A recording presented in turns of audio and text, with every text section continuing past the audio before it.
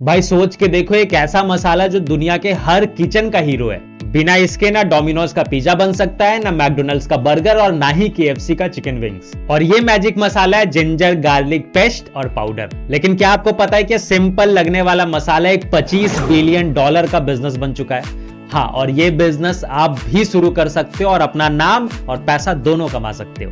तो चलिए इस वीडियो में स्टेप बाय स्टेप समझते हैं कि कैसे शुरू कर सकते हैं एक प्रॉफिटेबल वेंचर।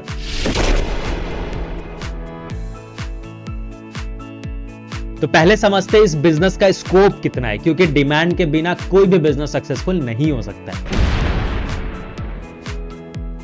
और जिंजर गार्लिक के डिमांड भाई साहब दुनिया में हर जगह है। साउथ एशियन कुजीन दुनिया के हर कोने में पॉपुलर हो रही है। रेस्टोरेंट, स्ट्रीट वेंडर्स और 5 स्टार होटल सबको जिंजर गार्लिक पेस्ट चाहिए। यह प्रोडक्ट ग्लोबली इंडिस्पेंसेबल बन गया है। डिहाइड्रेटेड जिंजर का मार्केट $9 बिलियन का है और डिहाइड्रेटेड गार्लिक का मार्केट $16 बिलियन का है, कंबाइंड $25 बिलियन।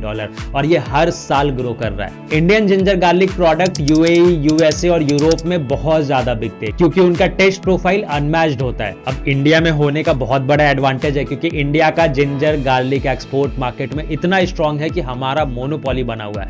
क्वालिटी और प्राइसिंग की वजह से मिडिल ईस्टर्न कंट्रीज में हमारे पेस्ट की डिमांड टॉप पर है। बस समझने की बात है कि आप इसका पार्ट कैसे बन सकते हैं। अब बात करते हैं कि डिमांड को कैप्चर करने के लिए शुरुआत कैसे करें और कौन सा मॉडल बेस्ट होगा।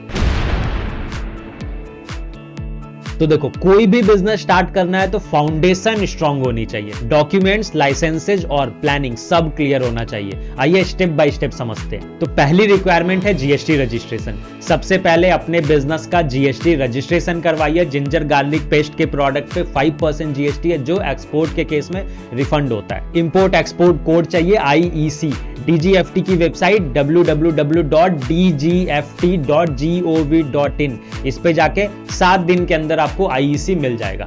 विदाउट दिस एक्सपोर्ट करना इम्पॉसिबल है। Platform registration, India mart, trade India, Amazon जैसे प्लेटफॉर्म्स पर अपने आप को एक्सपोर्टर के रूप में रजिस्टर करिए। ये आपके प्रोडक्ट को इंटरनेशनल बायर्स तक पहुंचाएंगे। इसके अलावा फूड आइटम है तो FSSAI से लाइसेंस भी लेना होगा। अब एक चीज समझो कि भाई अकेले काम करना बहुत मुश्किल है, इसलिए आपकी नेटवर्किंग बहुत स्ट्रांग होनी चाहिए। नेटवर्किंग कैसे करोगे? तो लोकल और इंटरनेशनल फूड एक्सपोज में पार्टिसिपेट करना स्टार्ट करो, वहां पे नए कनेक्शंस बनते हैं। ये बायर्स और सप्लायर से डायरेक्टली कनेक्ट करने का बेस्ट तरीका होता है। इसके अलावा local food trucks, restaurant, catering businesses, इनके साथ टाई अप करो। इनको पेस्ट सप्लाई करना स्टार्ट करो और रेगुलर क्लाइंट्स बना लो। तो भाई ये नेटवर्किंग और टाई अप वाले कॉन्सेप्ट को यूज करके इंडिया में बहुत सारे ऐसे वेंडर्स हैं जो डायरेक्टली UAE में अपना माल एक्सपोर्ट कर दे रहे हैं। किनको? तो वहां पे जो फूड स्टॉल वाले होते हैं या रेस्टोरेंट वाले होते हैं, उनको ये डायरेक्टली अपना सामान एक्सपोर्ट कर रहे हैं, जस्ट बिकॉज ऑफ नेटवर्किंग। चलो, तो अब थोड़ा फैक्ट्री सेटअप और मैन्युफैक्चरिंग की बात कर लेते हैं। आपको कौन से रॉ मटेरियल्स लगेंगे, कौन सा प्रोसेस फॉलो करना है और क्या मशीनरी चाहिए, सब डिटेल में समझते हैं। तो देखो, रॉ मटेरियल में तो जिंजर और गार्लिक चाहिए। इंडिया के हर कोने में ये ग्रो होते हैं। डायरेक्टली मंडी या फार्मर से परचेज कर लो। ये कॉस्ट इफेक्टिव भी है और क्वालिटी भी एश्योर्ड होगा। अगर खुद की खेती करते हो तो और भी फायदा है। हाँ, क्वालिटी एश्योरेंस बहुत जरूरी है। ये ध्यान रखना कि आपका रॉ मटेरियल फ्रेश और पेस्टिसाइड फ्री है, क्योंकि आजकल ऑर्गेनिक प्रोडक्ट ज्यादा डिमांड में है। इसके बाद अगर मशीनरी सेटअप देखें तो एक basic ginger garlic paste plant के लिए आपको कुछ स्पेसिफिक मशीन्स चाहिए होंगे, जैसे कि पीलिंग मशीन, जिंजर और गार्लिक के छिलके निकालने के लिए, ग्राइंडर, पेस्ट बनाने के लिए, डिहाइड्रेशन प्लांट, पाउडर बनाने के लिए। कॉस्ट एस्टिमेशन है, अगर आप फुल्ली ऑटोमेटेड प्लांट देखोगे तो करीब 20 से 25 लाख रुपए तक आएगा। हाँ, पर इसमें PM-FME स्कीम के अंदर आपको 50% सब्सिडी मिल जाएगी। इसका मतलब है कि आपके प्लांट का कॉस्ट आधा हो जाएगा। एक बार प्रोडक्शन लाइन सेट हो गया तो आप होलसेल में सप्लाई कर सकते हो या अपने ब्रांड के नाम से रिटेल प्रोडक्ट लॉन्च कर सकते हो। डाबर और एवरेस्ट ने भी यही किया था। अब बात करते हैं एक्सपोर्ट का इजी मेथड और गवर्नमेंट स्कीम, जो आपको काफी मदद करेगी।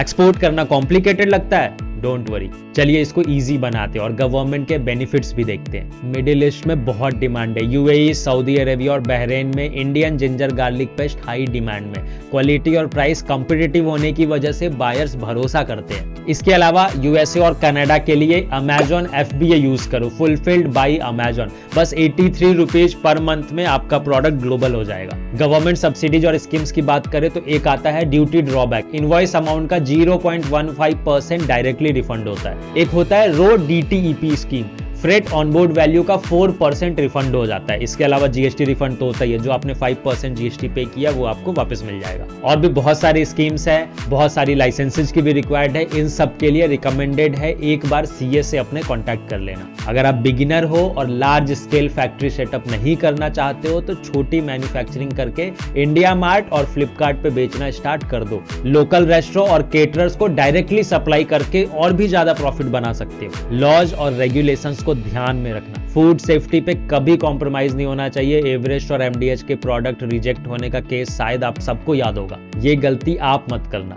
अब अगर आप होलसेल से स्टार्ट करते हो और आपका बिजनेस एक बार जम गया तो आप अपने ब्रांड के नाम से प्रोडक्ट लॉन्च भी कर सकते हो, और करना ही बेनिफिशियल है। डाबर, कैपिटल फूड्स और एवरेस्ट सबने यही किया था। आज वो इंडस्ट्री के लीडर्स हैं और क्या पता अगले लीडर आप बनोगे। अब इसके लिए कुछ टिप्स है जो मैं आपको दे देता हूं। पहली चीज, ब्रांड मार्केटिंग। डिजिटल प्लेटफॉर्म्स का यूज करके अपने ब्रांड को प्रमोट करो, प्रोडक्ट को डाइवर्सिफाई करो।